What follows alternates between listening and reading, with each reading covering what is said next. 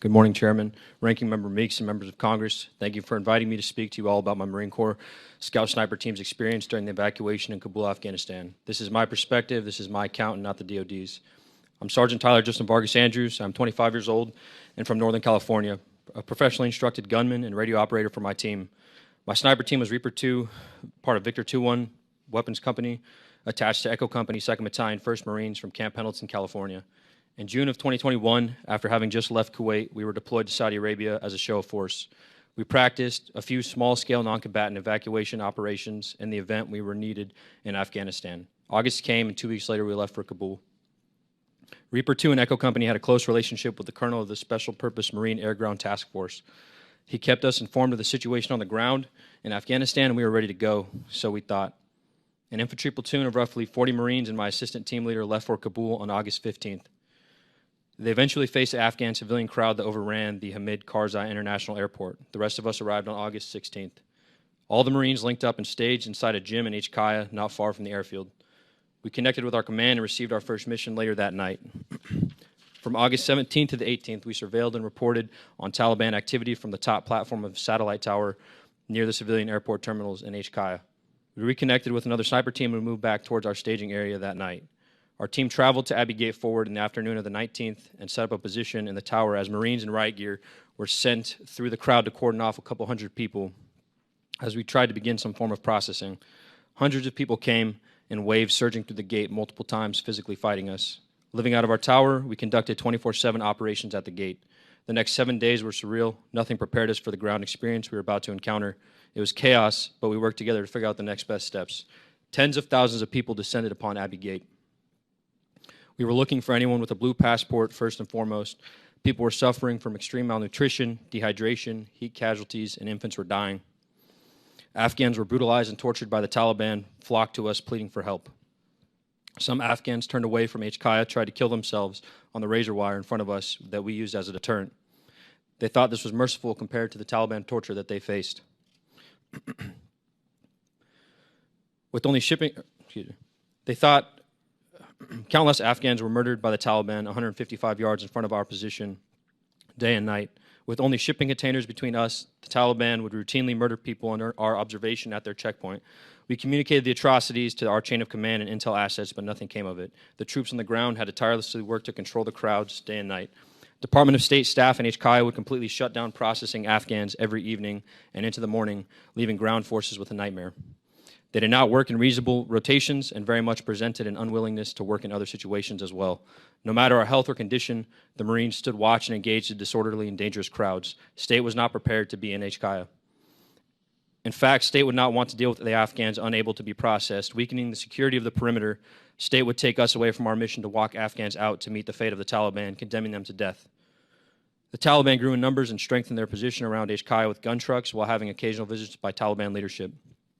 On August 22nd, an improvised explosive device, IED, probe took place down in the canal running along the perimeter of Kaya. This was ISIS, or the Taliban, performing an IED test run.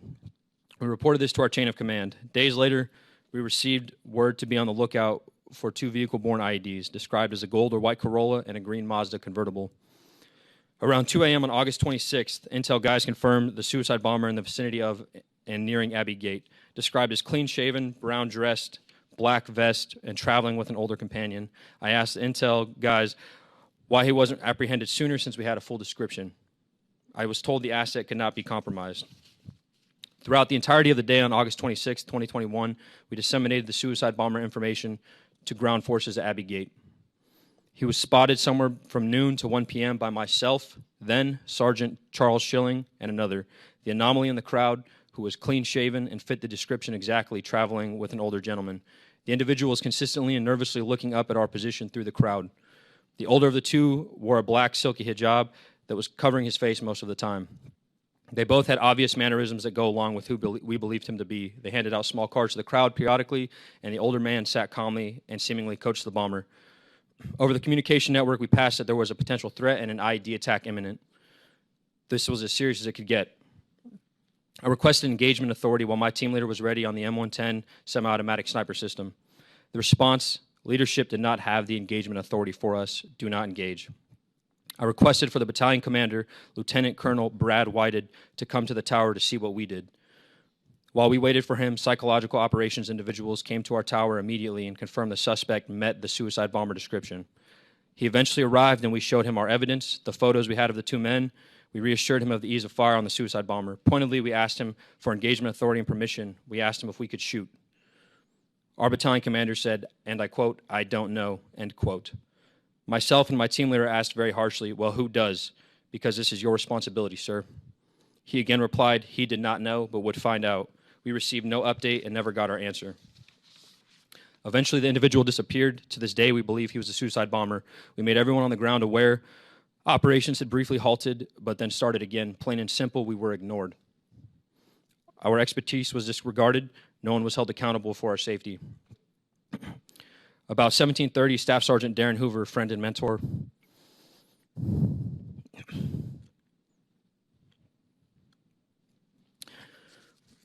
came to get me from the tower to go help find an Afghan interpreter in the crowd.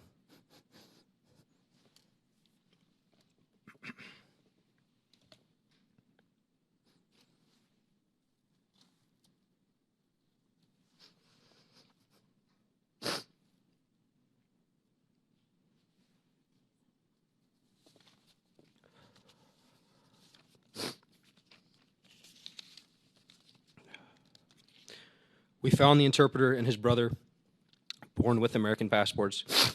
They told us of 5 family members still in the canal. I stayed there waiting for the family members, standing against a 2-foot canal wall. 10 minutes passed. Then a flash and a massive wave of pressure. I'm thrown 12 feet onto the ground, but instantly knew what had happened. I opened my eyes to Marines dead or unconscious, lying around me.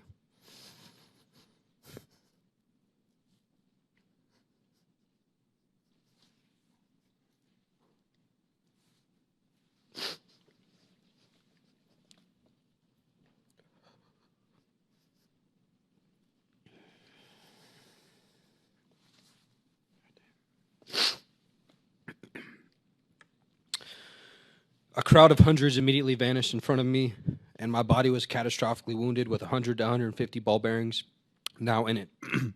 Almost immediately, we started taking fire from the neighborhood, and I saw how injured I was with my right arm, completely shredded and unusable. I saw my lower abdomen soaked in blood.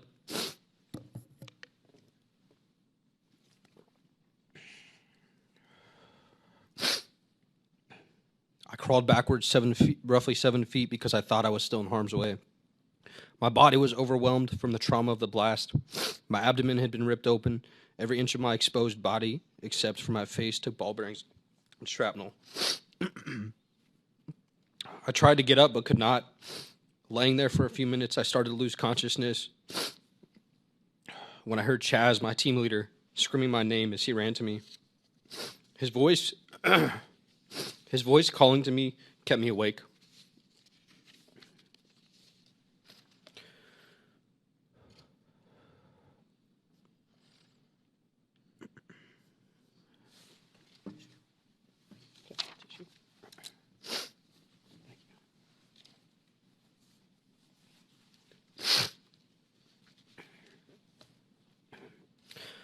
When he got to me, he dragged me to safety and immediately started triaging me, tying tourniquets on my limbs and doing anything he could to stop the bleeding and start plugging wounds with the help of the other Marines.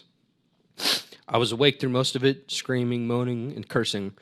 I ask you to please ask me about getting shot at the tower in Abbey Gate and how no one wanted my report post-blast. Even NCIS and the FBI failed to interview me. Ask me to elaborate on my ordeal post-blast, and ask me about this one little girl and her family that I reunited. Our military members and veterans deserve our best because that is what we give to America. The withdrawal was a catastrophe, in my opinion, and there was an inexcusable lack of accountability and negligence. The 11 Marines, 1 sailor, and 1 soldier that were murdered that day have not been answered for. Thank you for giving me this opportunity to speak.